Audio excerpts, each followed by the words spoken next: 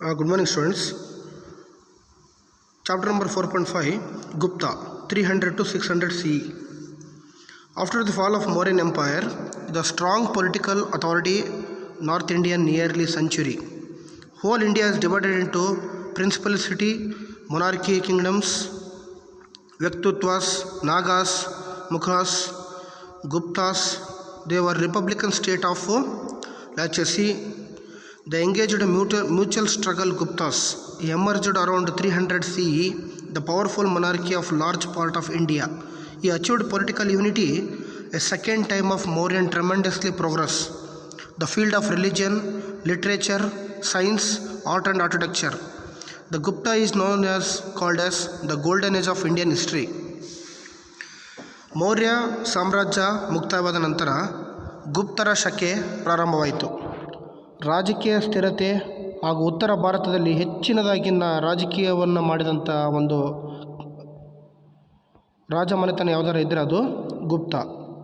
ಸುಮಾರು 300ರಿಂದ 600 ಶತಮಾನಗಳ ಕಾಲ, ಅಂದರೆ 3 ಶತಮಾನಗಳ ಕಾಲ ಇವರು ತಮ್ಮ ಸಾಮ್ರಾಜ್ಯವನ್ನು ಆಳಿದರು. ಹಾಗೂ ಇವರ ಒಂದು ಕಾಲದಲ್ಲಿ ಟ್ರಮೆಂಡಸ್ ಪ್ರೋಗ್ರೆಸ್ ಒಂದು ಅದ್ಭುತವಾದ ಒಂದು ಬೆಳವಣಿಗೆ ಆಯಿತು. ಯಾವ ಒಂದು ವಿಷಯದಲ್ಲಿ ಬೆಳವಣಿಗೆ ಆಯಿತಂದರೆ ಧರ್ಮ, ಸಾಹಿತ್ಯ, ವಿಜ್ಞಾನ, ಕಲೆ ಮತ್ತು ವಾಸ್ತುಶಿಲ್ಪ. ಹಾಗಾಗಿ ಗುಪ್ತರ ಕಾಲವನ್ನು ಸುವರ್ಣ ಕಾಲ ಎಂದು ಕರೆಯುತ್ತಾರೆ. Allahabad pillar inscription Samudragupta, works of Kalidasa, Mudrarakshasa and Devichandraguptam of Vishakhadatta, Kavyamimamsa of Rajashekhara, writings of Fahien and Itsing. ಅಂದರೆ ಅಲಹಾಬಾದ್ ಶಾಸನಗಳು, ಕಾಳಿದಾಸನ ಕೃತಿಗಳು, ಮುದ್ರರಾಕ್ಷಸ ಮತ್ತು ವಿಶಾಖದತ್ತ, ಕವಿಮಾಂಸ ಆಫ್ ರಾಜಶೇಖರ ಕವಿಮಾಂಸ ಹಾಗೂ ಫಾಯಿಯನ್ನರ ಬರವಣಿಗೆಗಳು ಸುವರ್ಣ ಕಾಲವನ್ನು ಎತ್ತಿ ಹಿಡಿಯುತ್ತವೆ. ರಾಜಕೀಯ ಇತಿಹಾಸ. Sri Gupta is founder of dynasty of ಗೋಚಗ of Gupta era. commenced accession of Chandragupta, the ruled 320 to 335 CE, the first important king of Gupta dynasty. Pataliputra is the capital city of his strengthened position of marrying the princess of Kumaradevi Lichavi. He was a successor son of Samudragupta. ಅಂದರೆ ರಾಜಕೀಯ ಇತಿಹಾಸ ನೋಡಿದಾಗ ಚಂದ್ರಗುಪ್ತ ಹಾಗೂ ಸಮುದ್ರಗುಪ್ತರ ಕಾಲವನ್ನು ನಾವು ಸುವರ್ಣಯುಗ ಅಂತ ಕರಿತೇವೆ. ಈಗ ಸಮುದ್ರಗುಪ್ತ ಅಂದರೆ ಯಾರು? 335ರಿಂದ 375 is the year of 335 to 375. Samudragupta is the greatest king of Gupta dynasty. Ruled 40 years of he wanted a chakravarti of empire. ಅಂದರೆ ಇವರು ಚಕ್ರವರ್ತಿ ಅಂತ ಅವರು ಕರೆಸ್ಕೊಳ್ತಾರೆ. ಹಾಗೂ ಕಾನ್ಕ್ವೆಸ್ಟ್, ಸಮುದ್ರಗುಪ್ತ ಕಾನ್ಕ್ವೆಸ್ಟ್ ಅಂದಾಗ ಅವರು ಯಾವ ದಿಗ್ವಿಜಯಗಳನ್ನು ಸಾಧಿಸಿದ್ದಾರೆ ಅಂದರೆ Samudragupta is known as also a military conquest he many wars and order to establish follow the policy of expansion of aggression. ಅಂದರೆ ಅವರು ಹೆಚ್ಚಿನದಾಗಿ ತಮ್ಮ ಸೈನ್ಯ ಬಲಕ್ಕೆ ಹೆಚ್ಚಿನದಾಗಿ ಒತ್ತನ್ನು ಕೊಟ್ಟು ಅವರು ಹೆಚ್ಚಿನದಾಗಿ ಅವರು ವಿಷಯನ ತಿಳಿಸಿದರು. Allahabad pillar inscription is reliable sources of about Samudragupta. The conquest of great qualities compose the inscription and Erasina. The poet of commander-chief army of Samudragupta.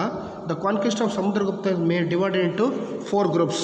North Indian champion, conquest of forest kingdom, South Indian campaign and conquest of border states. ಅಂದರೆ ಸಮುದ್ರಗುಪ್ತ ಅವರು ಹೆಚ್ಚಿನದಾಗಿ ಸೈನ್ಯ ಬಲವನ್ನು ನೀಡಿ ಅಲಹಾಬಾದ್ ಶಾಸನಗಳು ಹಾಗೂ ಹಿರಾಸೇನ ಎಂಬ ಬರವಣಿಗೆ ಹಾಗೂ ಸಮುದ್ರಗುಪ್ತ ಹೆಚ್ಚಿನದಾಗಿ ಒತ್ತನ್ನು ನೀಡಿದರು. ಅದರಲ್ಲಿ ಮುಖ್ಯವಾಗಿ ಉತ್ತರ ಭಾರತದ ಅಭಿಯಾನ, ಕಾಡಿನ ಒಂದು ರಾಜ್ಯ ಹಾಗೂ ದಕ್ಷಿಣ ಭಾರತ ಅಭಿಯಾನ ಹಾಗೂ ಇನ್ನಿತರ ಒಂದು ಗಡಿ ಪ್ರದೇಶಗಳನ್ನು ಹೆಚ್ಚಿನದಾಗಿ ಒತ್ತನ್ನು ನೀಡಿದರು. The 12 south Kings of defeated Samudragupta. 12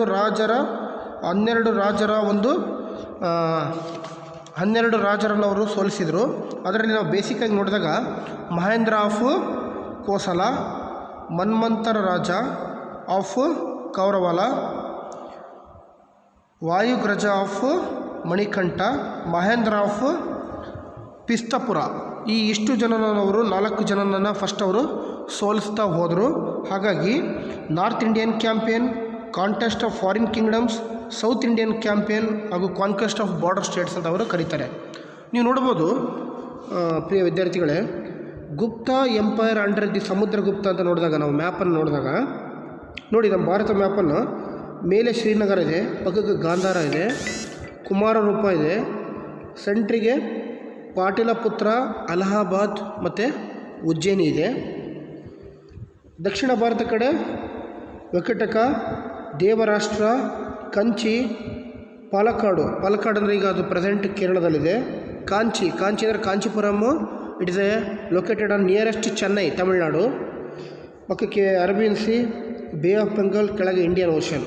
ಹಾಗಾಗಿ ಇದು ಎಕ್ಸ್ಟೆಂಡ್ ಟು ಎಂಪೈರ್. ಈ ಒಂದು ಮ್ಯಾಪನ್ನು ಎಕ್ಸ್ಟೆಂಡ್ ಟು ಎಂಪೈರ್ ಅಂತ ಇಲ್ಲಿ ಕರೀತಾರೆ. ಅಂದರೆ ಸಮುದ್ರಗುಪ್ತ ಹಾಗೂ ಚಂದ್ರಗುಪ್ತರ ಮಗ ಸಮುದ್ರಗುಪ್ತ ತನ್ನ ದಿಗ್ವಿಜಯಗಳನ್ನು ಸಾಧಿಸುವ ಮೂಲಕ ಯಾವ್ಯಾವ ಪ್ರದೇಶಕ್ಕೆ ಅವರು ಭೇಟಿ ಕೊಟ್ಟರು ಮತ್ತು ಯಾರ ವಿರುದ್ಧ ಅವರು ಜಯವನ್ನು ಸಾಧಿಸಿರೋದಕ್ಕೆ ನಾವು 4 ಜನನ ಹೇಳ್ತೀವಿ. Mahendra of Kosala, Vyaghraraja of Mahakantara, Mantaraja of Kaurala, Mahendra of Pishtapura. ಈ 4 ರಾಜರನ್ನು ಅವರು ಮೊದಲು ಸೋಲಿಸ್ತಾರೆ. ಆನಂತರ ಅವರು ಇನ್ನೂ 8 ಜನ ರಾಜರನ್ನು ಸೋಲಿಸ್ತಾರೆ. ಇಷ್ಟು ಈ ದಿನದ ಟಾಪಿಕ್ನ ಒಂದು ಮಹತ್ವ. Thank you.